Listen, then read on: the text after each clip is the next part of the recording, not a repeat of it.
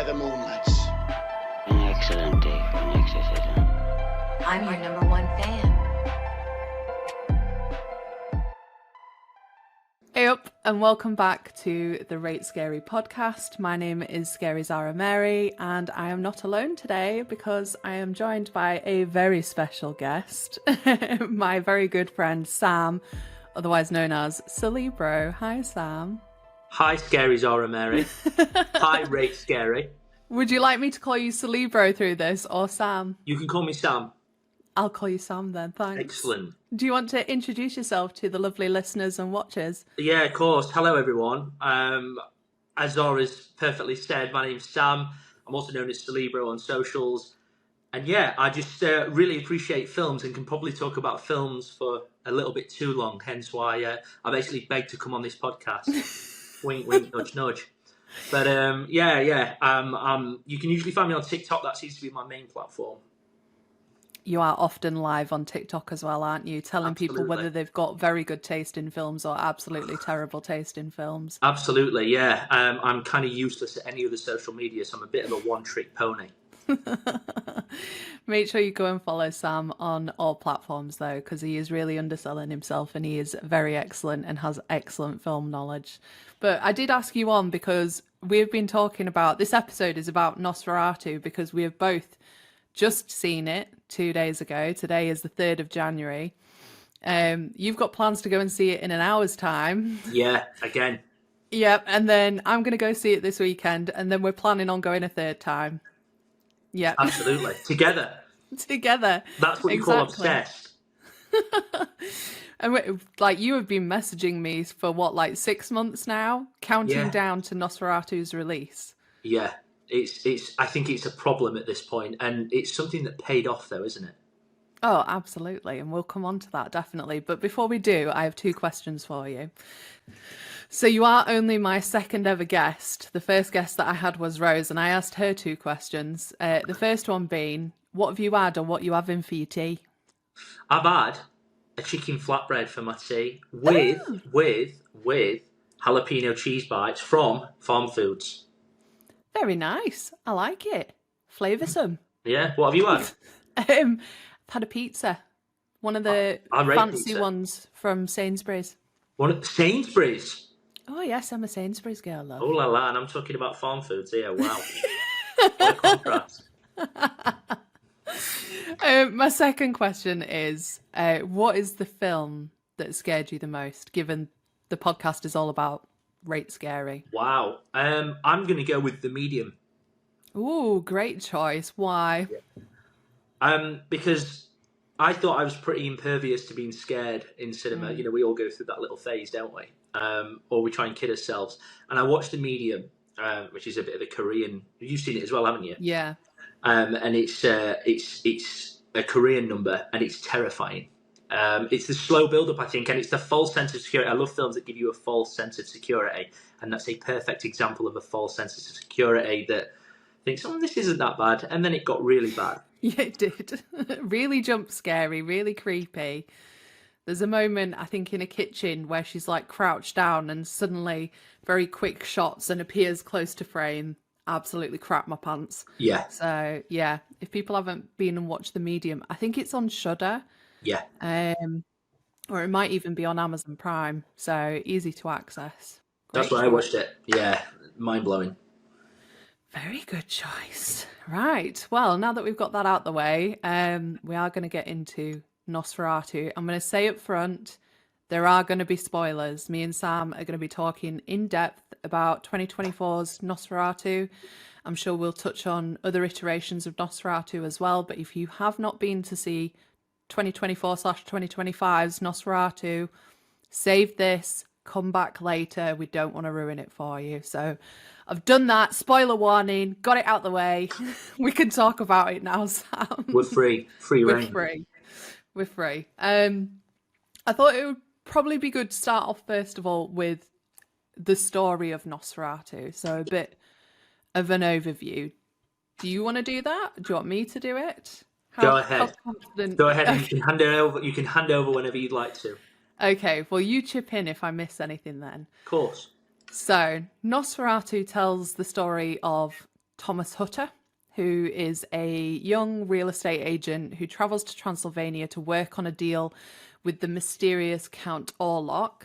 And during his visit, Hutter becomes increasingly unnerved by Orlok's behaviour, suspecting that he could be otherworldly, suspecting that he could be some sort of a vampire potentially.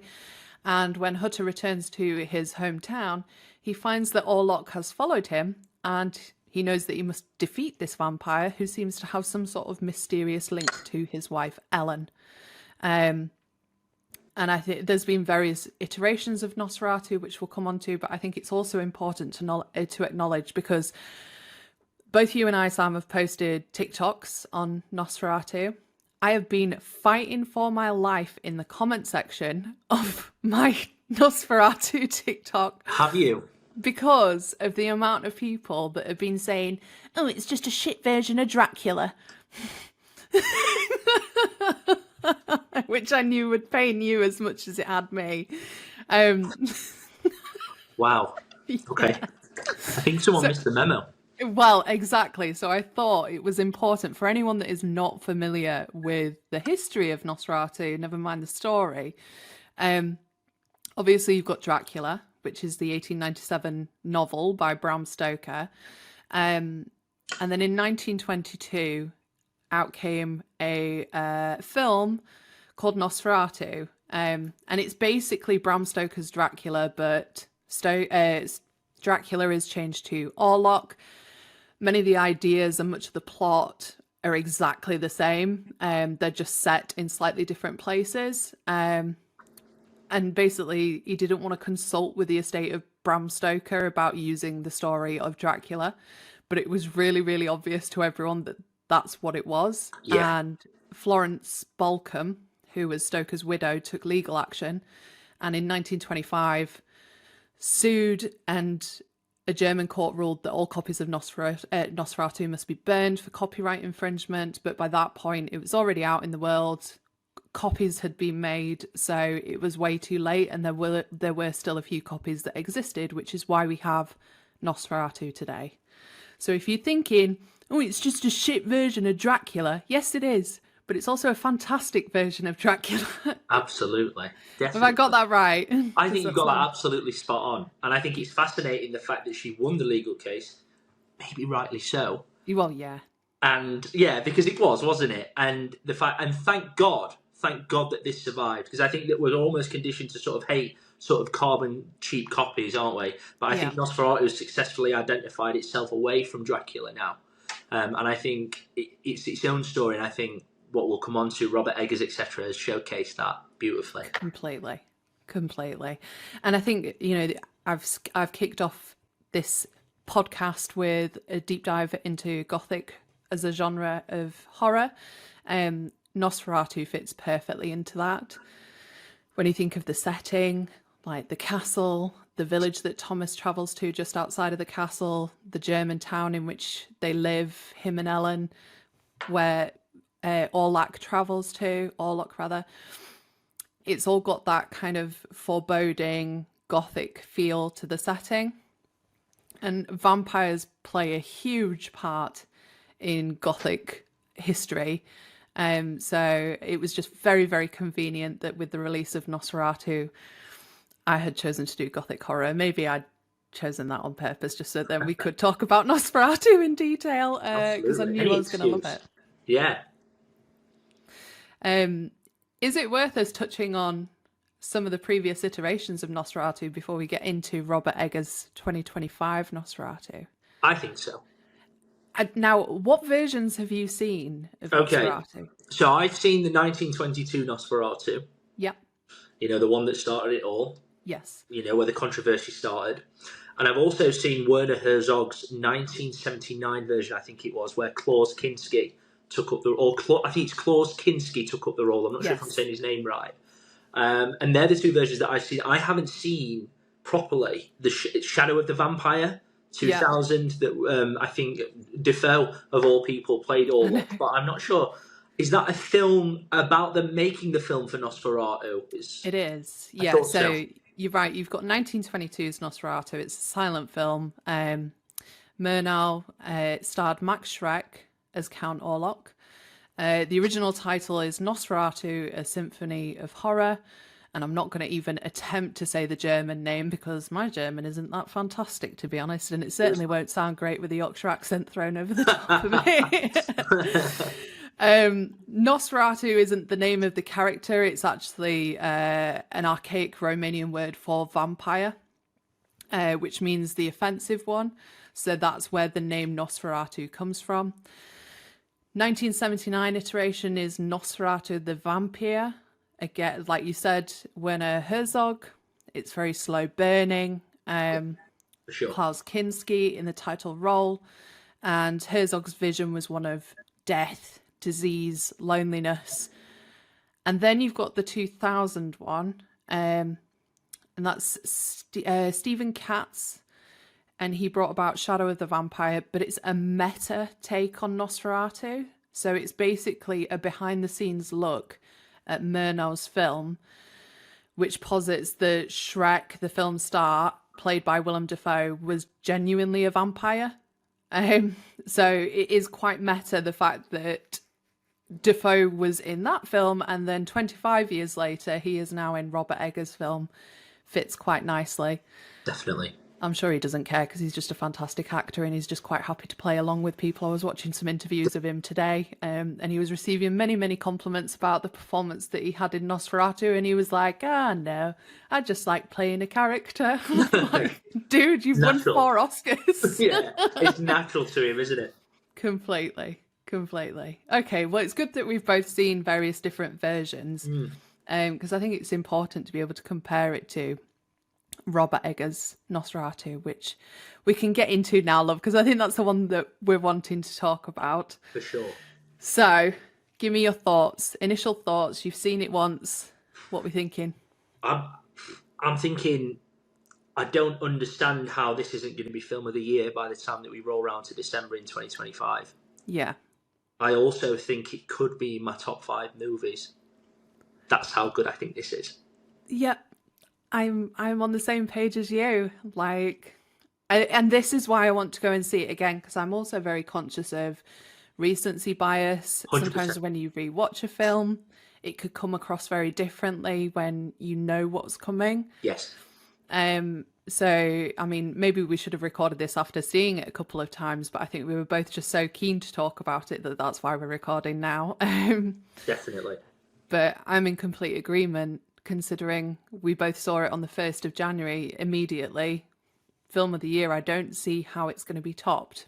No, I don't For either. me personally. No, I think as a gothic and macabre fan, I think this is going to tick every single box, isn't it? And I think Nosferatu, especially as a huge Dracula fan, I always used to sort of look down on Nosferatu a little bit and think, oh my God, what is that? I don't really like the look of Max Schrecker's Nosferatu. That's changed over time. I think he looks great. And I remember sort of shunning Nosferatu initially. How wrong I was. And I think that Robert Eggers has brought us a vision here that's going to bring Nosferatu to the forefront for many people that might have done the same or who didn't know what Nosferatu was. I agree, because it's definitely gained a broad audience, hasn't it? Yeah. I think it's probably done it some favours in the UK, the fact that it came out a week earlier in the US, because Yes. then we've seen the initial wave of reactions from the US, which I think in the UK will have prompted some people that maybe weren't thinking about going and seeing it to now actually going and seeing it. Like I mentioned on my TikTok, when I came out of the cinema, the guy in front of me with his girlfriend turned to her and said, well, he's obviously a fucking vampire, isn't he? So straight away I knew that, yeah, I know. I knew that this guy didn't know the story of Nosferatu. He'd gone in there blind, because that's not something you say if you know it. And I just found it really interesting that it's getting an audience like that, to the point where I've got family members saying, can I come and see it with you? And they're not horror fans. Yeah, absolutely. I think that, Robert Eggers, I think the reason why we were both so excited for this is being a fan of Eggers' previous work. Eggers is a very distinct director. I think this is a man that marches to the beat of his own drum, doesn't it? And I think that Nosferatu has been a passion project for him, and I think he's, as soon as he said that he got it, I mean, I was jumping up and down because I was like, yeah, this man's going to give us something that we all want. And I think that the payoff for this has been significant for us and for so many other people that are into this kind of film. And I think that also more and more people have thought, hang on a minute, people are screaming from the rafters about this film. I mean, I've been up and down my office maybe 3 times today telling everyone to go and see it, doing everyone's head in. And I think that you had sort of, The Witch that was good to a few, and then you've got, I really like The Witch. I've liked all of Eggers' work. And you've got The Lighthouse, which is very abstract, very strange, very out there, not for everyone. And then you have The Northman that I think people thought, that looks good, but I don't know if I'm going to spend my money to see it. And some people loved it, some people didn't. I think his work's been divisive. I think the people that really appreciate filmmaking, artistry, and potentially originality really sort of gravitate to Eggers.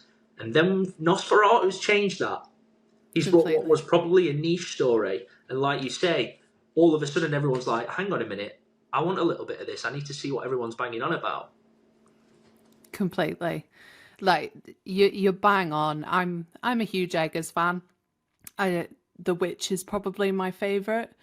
I'm not a big fan of The Lighthouse. I don't mind Northman. So I think Eggers going back and doing gothic like he had done with The Witch, I thought if it's anything like The Witch, then I know I'm going to enjoy it. The Witch is 10 years old now, actually. And really? This month. Robert Eggers was only 30 when he directed that. It was his directorial debut, so it just shows how much fucking talent this guy has got. That's unbelievable. I know, he's only 41 now and he's come out with Nosferatu, which is absolutely enormous. But he said almost immediately after releasing The Witch that he was interested in doing a story like Nosferatu, so it's been on his radar for a good while. Yeah, interesting. And do you think you would need to enjoy Robert Eggers' previous films to enjoy a film like Nosferatu? Not one bit. No. Not one bit. I think you'll appreciate certain aspects of Nosferatu more if you're a Robert Eggers fan. And like we had obviously that initial sort of anticipation, didn't we? Because we knew what this guy was capable of. But I think there's going to be people in here that potentially hated The Northman, which is one of my favourite films. Until this came out. this maybe took the number 5 spot, but I think there's people that are going to go into Nosferatu, and I think there are going to be some people that don't like it, but I think there's going to be so many more people that do appreciate it and think, actually, maybe I'm going to look at Eggers' previous work for the first time or with a different lens. Completely. Should we get into some of the details of the film? Let's do it. The juicy bits. Yes, come on. Juicy bits, love. Right. I want to talk about, first of all, the overall look of the film. So cinematography, the costuming, we'll get into the sound design as well. What's your thoughts on how the film looked? Unbelievable. Absolutely unbelievable. And I think the main sort of word that springs to my mind when you're in this world, when you're immersed, I think is authenticity. Yes. I think Eggers did his homework, didn't he? And it's something that he speaks about a lot. I think that this is a man trying to give you as realistic of a setting as possible with Nosferatu sprinkled in to make you believe, is that what it might have been like? Yes. If there was an undead nobleman wanting to kill people.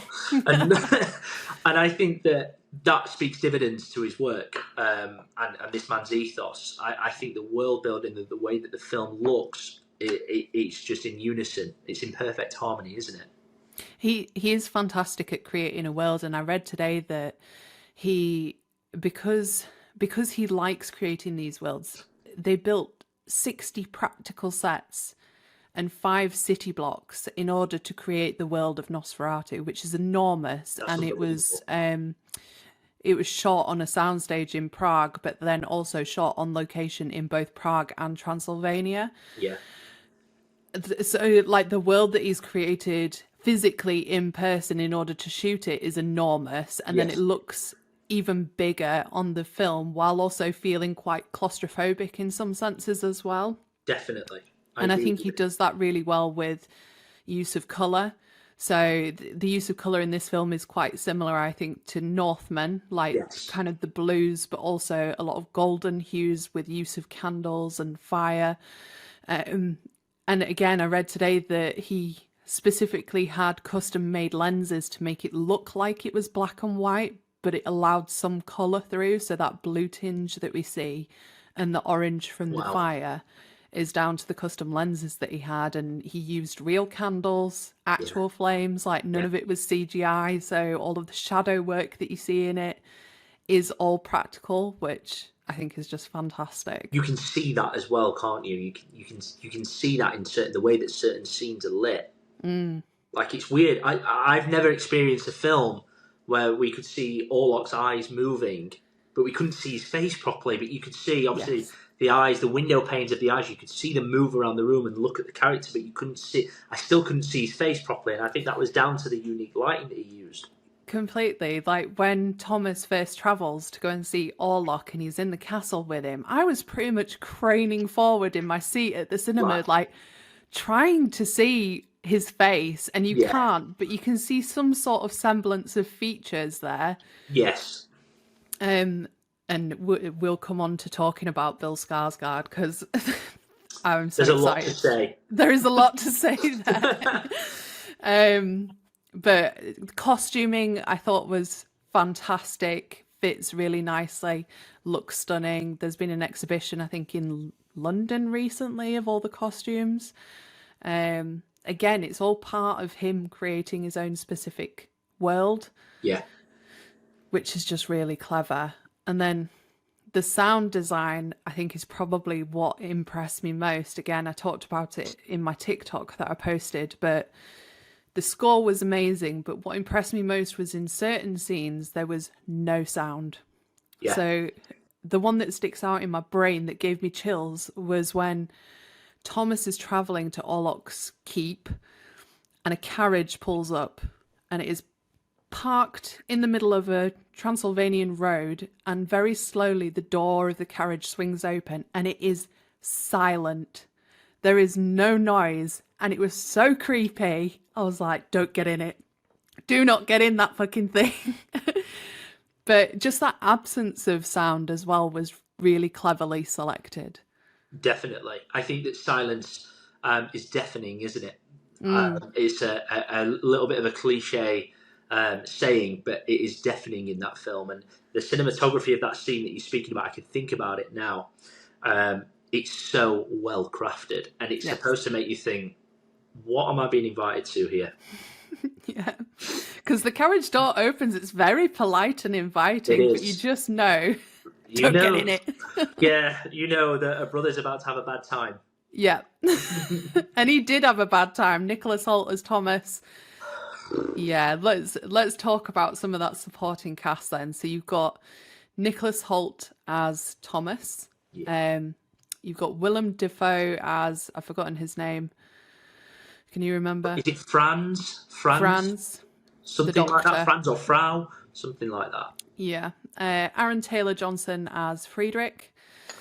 Ralph Ineson, who is the other doctor tending to Ellen. Great actor. Oh, I love Ralph Ineson. Great actor. More respect needs putting on Ralph Ineson's name. He's really up and coming, isn't he? Yeah, massive. And he was obviously one of the leads in The Witch. Yeah. And he was just as impressive as that. Yeah. He's found the perfect sort of working relationship, hasn't he, with Robert Eggers? That's the director that's elevated him in so many ways. Yeah. And I think, like going off topic completely, but Anya Taylor-Joy is another one that her and Eggers work regularly together. I think she was originally going to be cast in Nosferatu. I read that. I did read that. I think she'd have done great, but I think she would have. Lily. Yeah. What a queen. Well, let's talk about, first of all, Nicholas, because I've heard mixed reviews about him. What, from this film?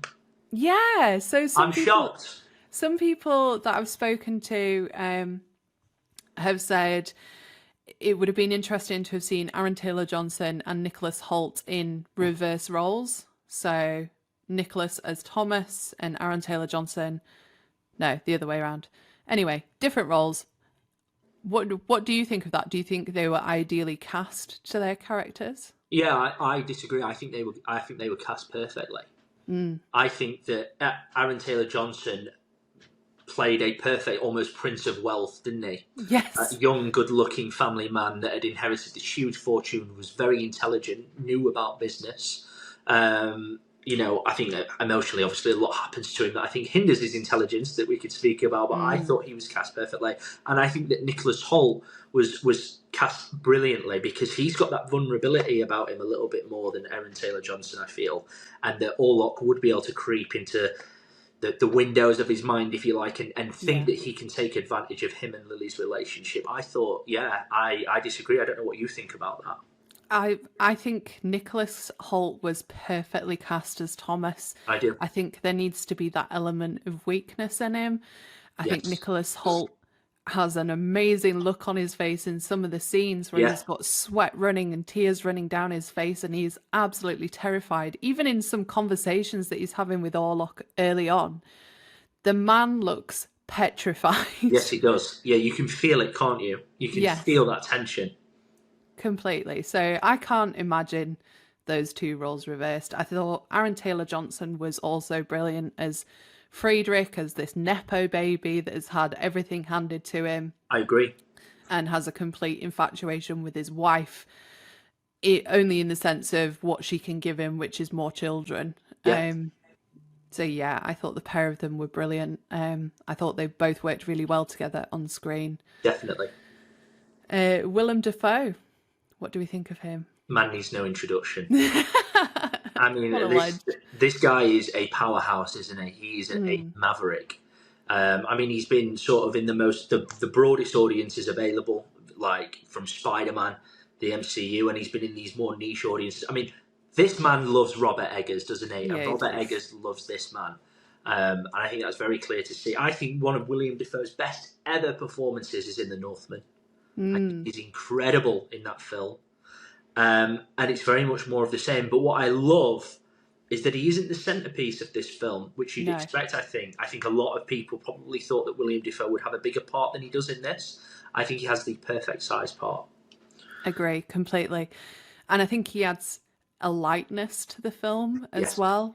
Like, not quite comedic, but I think it gives you that sense of relief when he's on screen. I certainly found myself laughing at certain moments that probably weren't intended to be funny, but when he's offering round schnapps, he's going, schnapps, schnapps, and I was sat giggling in my seat and turned to Rose and went, schnapps. And even like the fact that he clearly loves Ellen's cat, and right at the end of the film he goes, yup, thank you very much, that's mine. I'll take that. I mean, I love it. Fully support him in this move. Relatable queen. We love Willem Dafoe. Oh dear. Right. We've got two lead members. We'll talk about Lily Rose Depp first as Ellen. Wow. Completely captivating. Yeah. She is stunning. She looks very different in this film as well to what she does in real life. Like, having seen her do all of the press junkets and going on the press tour post-release, I was like, oh, you look quite well now. You're not happier. Yeah, you're not as poorly as you looked in the film. My first ever experience with Lily Rose Depp was this film. Same. Was it for you as well? Yeah. Because she did a series with The Weeknd, didn't she? Is that right? I've no idea, genuinely. No idea. Yeah, exactly. So this was my first... I haven't seen that, but I know that she did some work in that. But, wow. I don't think that this is the last that we're going to see of her after this, is it? Definitely I not. I certainly hope not. I hope not. I thought she was incredible. I do. Yeah, I completely agree. I thought... The emotion that she manages to deliver right from the very first second of this film. Yeah.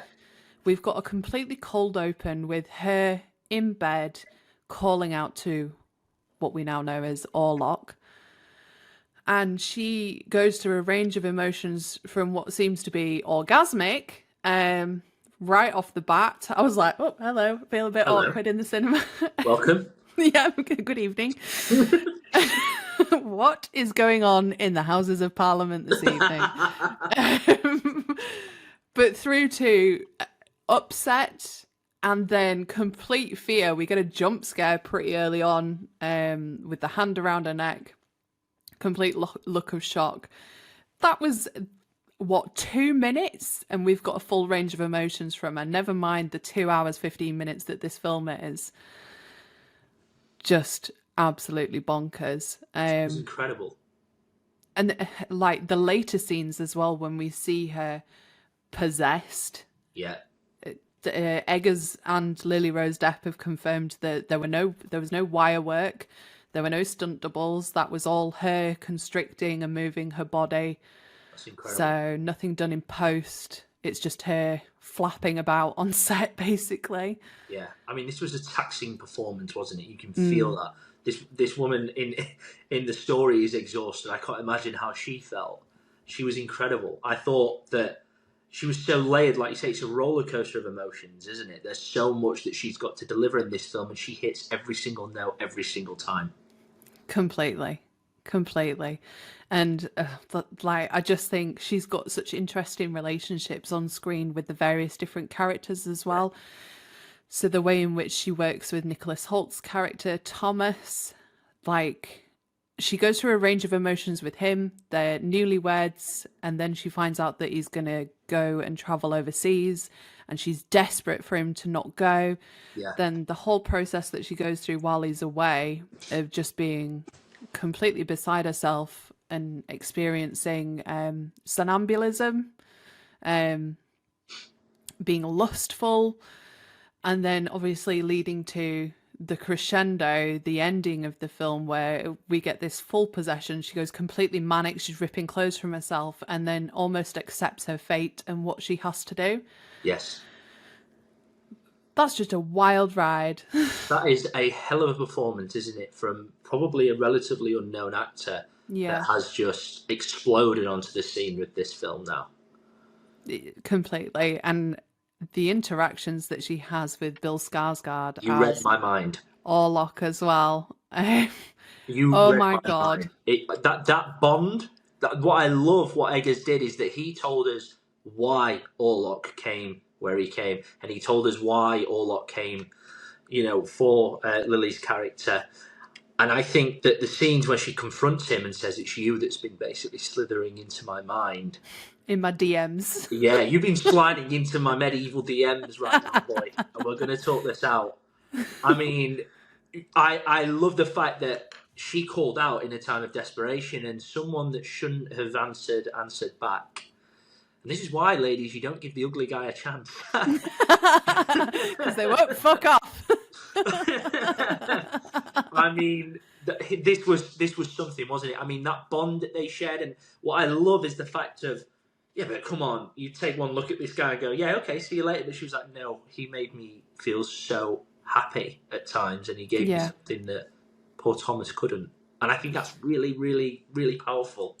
Well, because she is definitely a woman that has been born with independent thought, craves some sort of independence, has lustful thoughts, like I'm sure many women of that time did, but is willing to admit it and wants to embrace that. Whereas at the time, it was impossible for women to have independent thought and to be lustful and have sin. That's completely unacceptable. So I think what Orlok gave her was opportunity and permission. Whereas Thomas, when she's talking to him about the dream that she had, where she's holding hands with death, and he completely shuts her down and says, "You must not speak of this again." Whereas Orlok would have embraced that. He is death in that situation. He wants to hold hands with her and enable her to do those things. So you've got two very contrasting, essentially romantic leads for Lily Rose Depp. 100%, and that speaks more to Eggers' world building as well, doesn't it? The fact that he's not scared to touch on those societal norms when it comes to her character and it comes to a woman's role in society. While it isn't outrightly said, it's something that's explored because it's something that feels forbidden, and the fact that it feels forbidden makes her feel enticed, I feel, and that Count Orlok just plays on that, doesn't he? And that's what I mean. This is probably a very realistic take at Germany back then, with a supernatural sprinkling, and that's something that I think he's masterful at. Completely, and I am absolutely claiming this as a feminist film. Thank you very much, Robert Eggers. There you are. Oh dear. So, Main star. I can see why you would say that. This is her story. well, it is. So Robert Eggers has actually said that the 1922 version and I think the 79 version, Ellen is only really the heroine right at the end. She's only the protagonist right at the end. It's not seen through her eyes, whereas he was really conscious of creating a film where right from the beginning, Ellen, we are looking through her eyes. We are seeing this story through her vision. Yes. So he knew what he wanted in that respect as well. Definitely. Did you, in the most respectful way, in the 1922 film, you don't care about Ellen. No. You're just wondering what's going on. You don't, because she's not introduced enough. You don't spend enough time with her. You don't understand the plight that she's going through, because she's not necessarily going through a plight right until the very end. And I think Werner Herzog in 1979 did touch on this, and I think that Ellen's very beautiful in this film. And Claus gave us a very tortured Nosferatu, a very pitiful creature that really did make a point of outrightly saying that he wanted that love and that affection, that he didn't understand why he didn't have that. Whereas Robert Eggers just went full throttle on the fact that Ellen was almost being infiltrated by this evil force, and that her thoughts had led, like I said, something evil to answer back to her. And while it's intriguing and enticing and very seductive, which I think is a theme that's explored in this really well, this is her story. It through is. And through. It is. And you're right, this is a seductive story, because I don't know about you, but I came out of that going, oh, that was unexpectedly a bit sexy. Absolutely. I started taking notes of kind of, you know what I mean? I'm up in my game right now. You know? Have you started growing a mustache and practicing the voice? Absolutely. I've tried practicing the voice so many times, and it is going dreadfully. I'm not. Please give a demonstration. Come on, Sam. Yeah, I knew that you were going to ask, didn't you?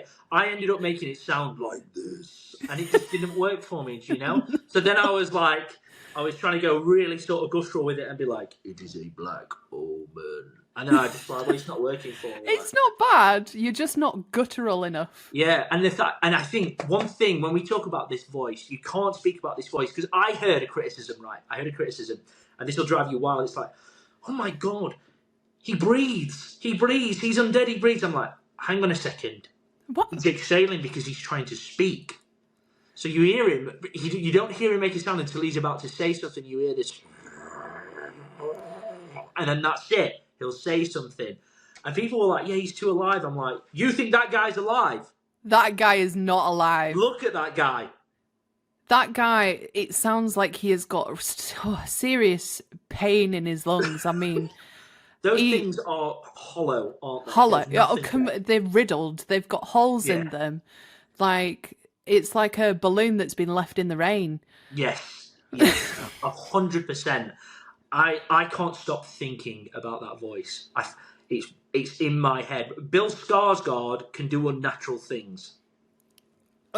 Apparently so, because that voice is just insane. Apparently he worked with an opera coach to bring his natural voice, because his natural voice is higher than Orlok's. Yes. But he worked with an operatic coach to bring his voice down an entire octave. And the way in which he approached the script was to treat it as a song.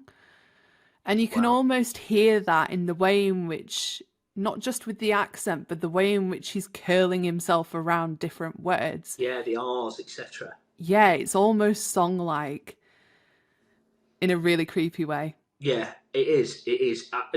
I think this is a performance that every horror fan's going to remember, because I can't stop thinking about this, and I can't stop thinking about that voice and the way that he did it, because that's the thing is, Eggers has made a huge point of just the simple things. We didn't even see what this guy looked like, and we were excited for this film. Yeah, completely. No, and you don't fully see what he looks like until you're well into the film as well, and there's still so much to enjoy and be haunted by before you even fully see him. Even just his outline, when we very first see his outline. In fact, 2 minutes in, we see his silhouette on the curtains. And that's pretty terrifying, because you see how big he is, what a form he is. He is a beast in this. He's a big boy. He is a big lad. And then you see him at the castle with this big fur coat, and even then the shots are very cleverly framed so that then you're seeing his hand, you're seeing his shoulder, you're seeing his shadow against the fire. You're not seeing him. So, I mean, this, where I said it's a sexy film, we were edged for about half of it. Yes, we were. Before we got to see him, and then it was excellent. Like, okay, right, so let's get into this. Do you like Orlok's look in this film? At first, I wasn't sure. Okay. At first, I wasn't sure. And I'm going to say it, spoilers ahead. It's the moustache. It's the moustache. And I thought, hang on, I mean, the voice is just perfection, love it. And then I sort of thought about it, and it's another reason I'm going to see it, because I need this to frame this in my mind, and I think this was the whole point. We've spoken about world building, we've mentioned this a lot now, we've mentioned about Robert Eggers doing his homework, and he said, but actually, what does an undead Romanian nobleman look like? Yep, you're not going to find one without a moustache, are you? No, you're not. No, you're not. Vlad Tepes had a moustache. Vlad the Impaler. Vlad the Impaler, our boy, he had a moustache. Mm-hmm. Romanian nobleman, it was a thing, they had a moustache. And he's also got hair. Not very much. Albeit a comb over. Albeit it's there on Big Boy's head. But and actually I've become incredibly accepting of it. And I'm like, this is probably what one would look like, because he is just a necromancer, isn't he? He's an undead necromancer, and that's what Robert Eggers said. He said this is a man that is a necromancer, and it is an old Romanian man. What was your interpretation? Well, I mean, I was just happy for you, because finally on screen you've got representation for big foreheads. So how do you leave this podcast? I mean, finally we have a poster boy. No, I'm kidding. No, you're so not. I think because you joke about it all the time. I've got a huge head. Now, why do you think I like Orlok? My cosplay is sorted, darling. I look forward to the next time you're coming on here and you have a comb over and a moustache and a fur coat. It's going to happen. It's going to happen, and the voice will be perfected then. No, I was quite similar to you. I loved the look. I was a fan of the moustache. I kind of got it. I was surprised by it, because I think we're so used to seeing Count Orlok, Nosferatu, depicted as this bald-headed, very rat-like looking vampire with the two front teeth as fangs. And actually, the thing that I talked to people about after seeing it was, I was a little bit disappointed we didn't get those fangs, because that is quintessential Nosferatu. That's what we tend to see in the various different depictions. But actually, having spoken to Darren at the Slaughtered Lamb podcast, he said that having those fangs just would have been way too distracting when he was engaging in conversation with Thomas and with Ellen. So it's right that we don't have those, and especially because it does make a lot of sense that he has this moustache. So if you had the moustache and the fangs, that would look weird, I think. I think you're right. Yeah, I think you're absolutely right, yeah. And, when I say that he's, a man essentially, of course he isn't. He's a vampire. But he's an undead Romanian nobleman, isn't he? And I like the fact that Eggers did that. Of course he's a vampire, and of course, he consumes the blood of the living.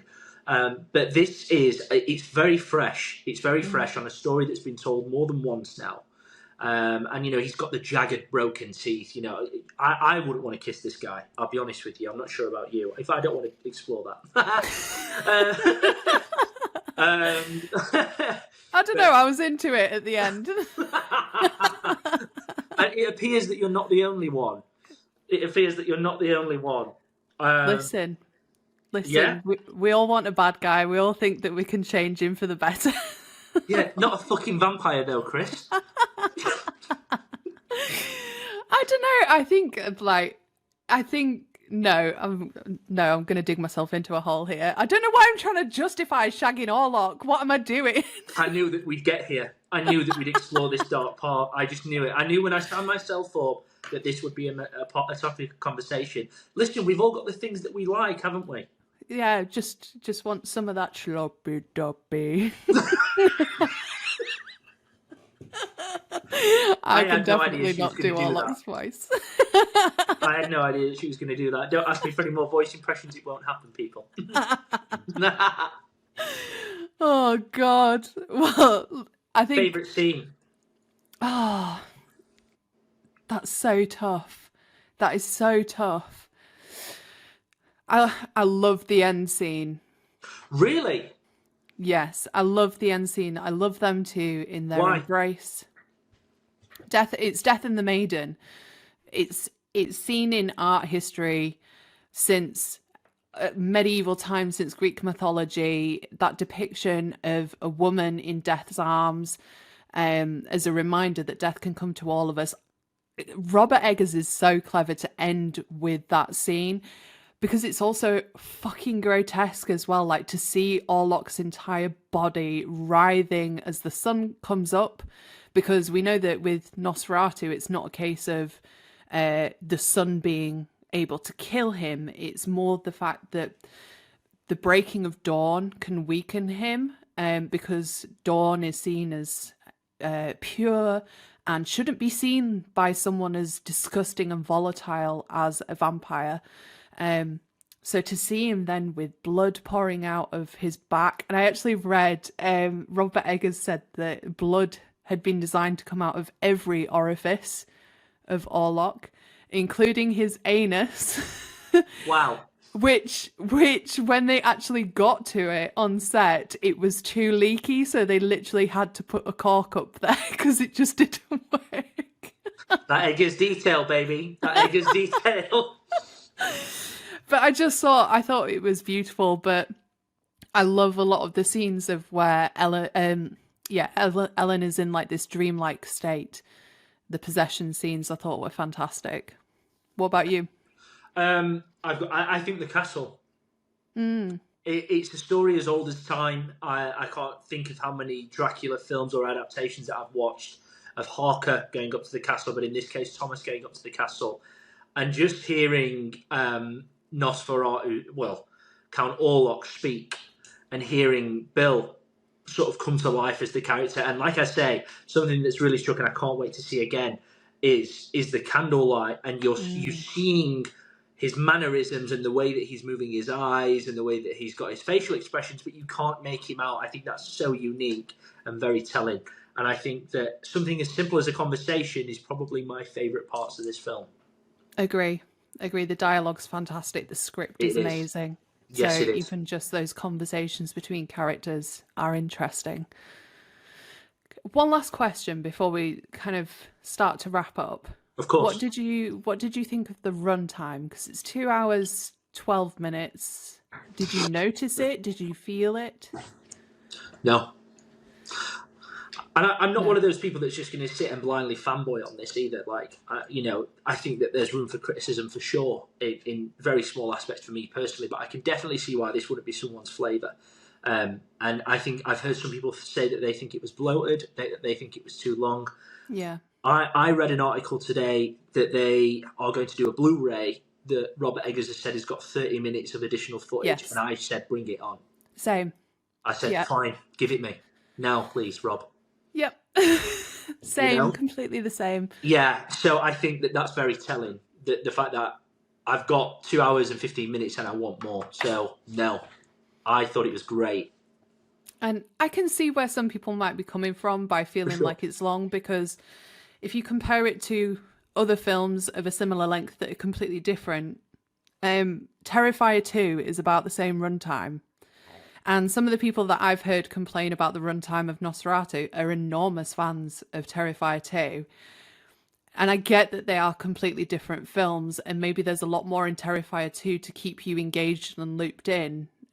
But that's where taste is different, I suppose. Like, I can sit and just watch silence on the screen or just watch dialogue and very basic human interactions and find that beautiful and find that it adds to the story, whereas other people might need more action and to move the storyline on a little bit, and that might be where that 2 hour 15 runtime feels a little bit long. But I was interested to see what you thought of the runtime, especially given we know that we're getting a director's cut, which I will also be watching. Absolutely. I can't, there's very few films that, so I love physical media. I love it, because I will watch sort of behind the scenes, etc. And I'll watch sort of how they made certain scenes. Nosferatu, I can't wait to see. And this is going to be one that I'll purchase on 4K for sure. Yes. I'm after. I need to get the other Robert Eggers works. Actually, I've got the Northman, but I think this is one that I've got to pick up on 4K. It's just one of those films. It's just a special film. And I think you need a little model to go in your collection that you've got behind you there, love. I think you are absolutely right, and I've sort of been hinting around the little figure groups. Look, is there a way that there's going to be a Nosferatu figure that happens? Because there's artists that I know, etc. And that's one that I really want to see happen. I think that he is picture perfect for, a statue or model, because. Yeah, man. I mean, if he was in there, he wouldn't have a light on him. He'd just have a little spotlight, so he was almost hidden in shadow. I think Just a tiny little candle or something. Yeah, I think that looked really effective. Yours bang on the money with that. I mean, feel free to get making it. Let's go. Can you imagine? I'd be here with cotton wool balls and like lollipop sticks trying to cobble something together for you. Love it. No, and you know what? That's touching on that. I want an art print of this film in my house. I want to see some classy merch from this film, because I think this is a film full of class. There's no cheesiness here, is there? For me personally, anyway. I hope that we're going to see, these, especially sort of the Eggers films, these cult films. This is a cult film in the making, 100%. Yes.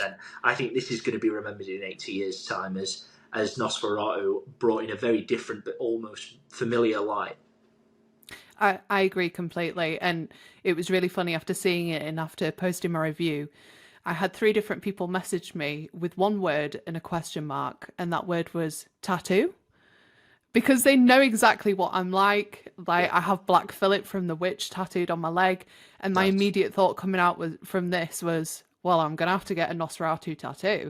Yeah. I must. Yeah, 100%. Yeah, art print, model, anything. I said it in my TikTok. Yeah. Up my bum, in my veins. I need this film right now. 100%. I saw that. I did crack, I've got to admit. But for us now as horror fans, and I think for so many others, for this hype to be building up and to not be let down 1 inch is unbelievable. Like, it's an amazing feeling, isn't it? Like, I've been in a great mood since watching this film, because I'm like, you know what? This was a project I was really excited for. It's brought out that inner nerd in me, that inner sort of goth. That's not very inner at the moment, because I'm expressing that more and more now, because I'm getting obsessed thanks to new friendships formed, you included. I've fallen down this horror rabbit hole, and I don't think I want to climb out. You're not getting out with grease to the sides, love. That's it. I think I've fallen down a hole, and if we're getting stuff like this, if we're getting films like Nosferatu that are making me happier than releases, I said to a friend today, one of my favourite releases was Doom Part 2 of last year.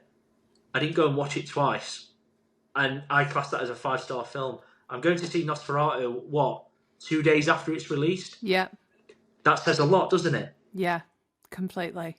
Yeah, and I likened this to Longlegs. I saw Longlegs in the theatre 3 times last year. Yeah. And that was because immediately after seeing it, I was like, I've got to go back and see it. I'm sure I saw that on the screen. I need to go back and check that I had seen that and picked up on that theme correctly. So, yeah, we're both on the same page. We are. Excellent. Any final thoughts on Nosferatu that you want to leave people with? Yeah, I think if you're on the fence, you need to not walk to the cinema, you need to sprint to the cinema. And I think that you need to go and support this film, because I think we need to show studios, I think we need to show people like Eggers that there's a huge fan base out there, and I think he knows that, hence why he did it. I think that there's people out there that are going to love this film, and it'll be universally loved. There's going to be people that dislike it, of course there is, but I think that more films like this need to be made with that originality, with that no holds barred storytelling that other people will find cringe, that other people find absolutely compelling. Yes. People are going to laugh at Orlok's appearance, I think, a casual moviegoer. And that's fine, but there's other people that are going to go, that's really different. This isn't in the middle. I don't think this is a centralist film. I think if you like this film, you're going to absolutely fucking love it. Oh, I don't think I can top that, Sam. I think that's a very, a very good point to end on. Do you want to remind people of your socials, where to find you online?